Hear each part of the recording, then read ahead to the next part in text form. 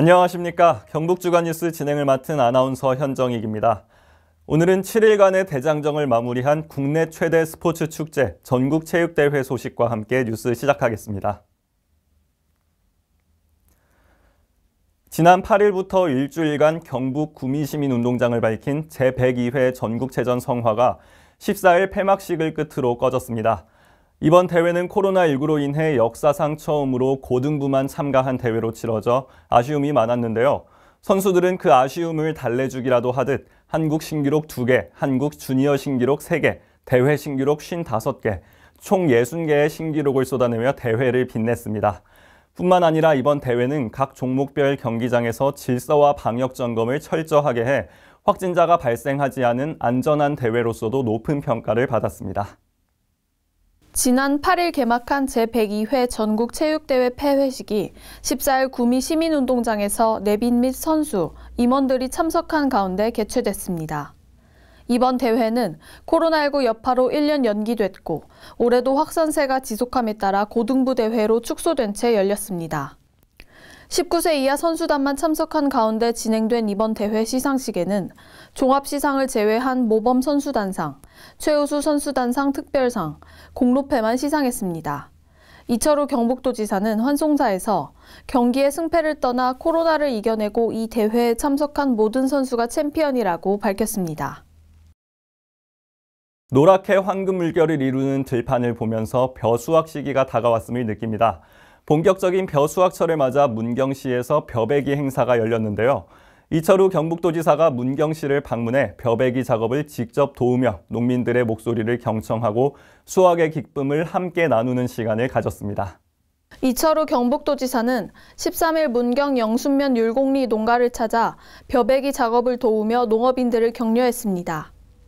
이날 추수를 한 농가는 홍의식 한국쌀전업농 경북연합회장 농지로 벼와 논콩 등 50헥타르를 재배하고 있으며 지난 5월 일품벼를 모내기 한 후 150일 만에 수확하게 됐습니다. 일품벼는 1981년 농촌진흥청 작물시험장에서 육성되어 1991년 장려 품종으로 결정된 품종으로 병충해에 강하며 윤기와 찰기가 있어 밥맛이 좋아 소비자의 욕구를 충족시킬 수 있는 품종입니다. 이철우 도지사는 앞으로 쌀은 고급화하고 밀과 콩은 생산을 늘려 식량 안보 위기에 적극 대응하면서 농가 소득 증대에 중점을 둔 도정을 펼치겠다고 말했습니다. 벼뿐만 아니라 인삼 역시 지금 이때가 한창 수확하는 시기인데요. 경북 영주시와 풍기인삼농협, 농협중앙회 영주시 지부가 인삼 수확철을 맞아 영주 풍기인삼의 진가를 사람들에게 널리 알리기 위해 힘을 합쳤습니다. 영주미디어에서 전해드립니다.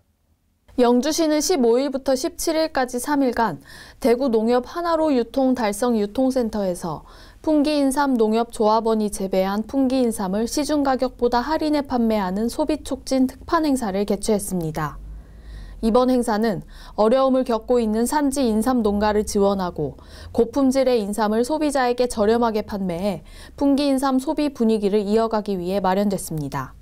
특판 행사는 영주 사과와 풍기 인삼을 비롯한 영주 대표 농특산물을 사은품으로 증정하는 행사와 2022 영주 세계 풍기 인삼 엑스포 등 다양한 홍보 행사도 함께 진행됩니다.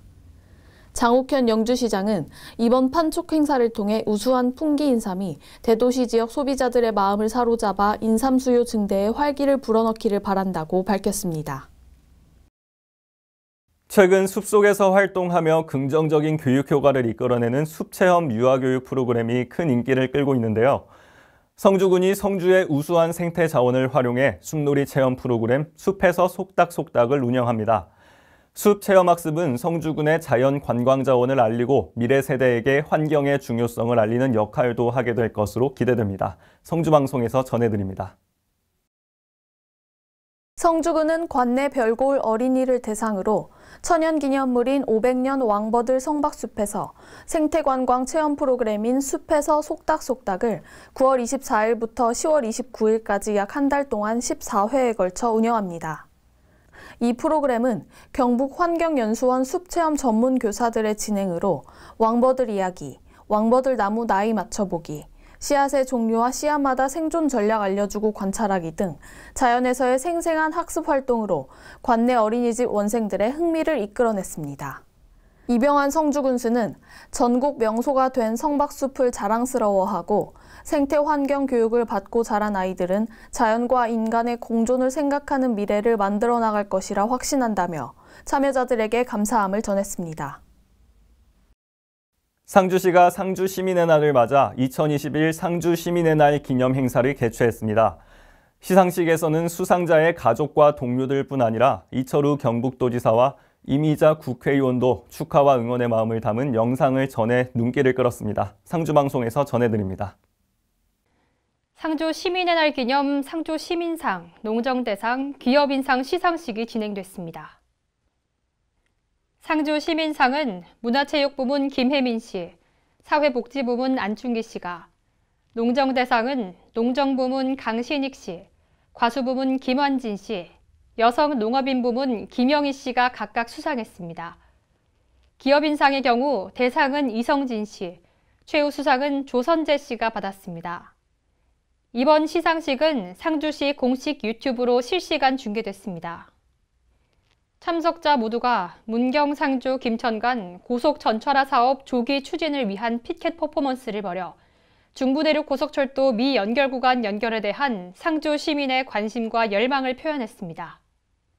10월 12일은 상주 시민의 날로 매년 기념식을 비롯해 다양한 행사로 시민 화합의 장 역할을 해왔습니다.